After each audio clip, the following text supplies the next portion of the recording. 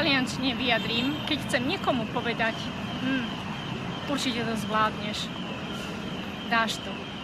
V taliančine to môžem vyjadriť dvomi spôsobmi. Ten taký najzaužívanejší spôsob je pomocou slovesa farcela, pronominálne sloveso farcela, čiže keď chcem niekomu povedať, dáš to, určite to zvládneš, tak poviem sono sicura, ce la farai. A potom máme ešte jedno sloveso, ktorým môžem vyjadriť túto myšlienku, a to je sloveso cavarsela. Takisto pronominálne sloveso a môžem teda povedať te la caverai, sono sicura. Čiže farcela a cavarsela.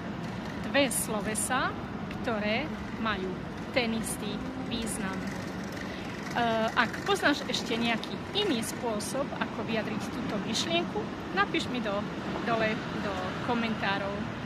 Ahoj, alla prossima!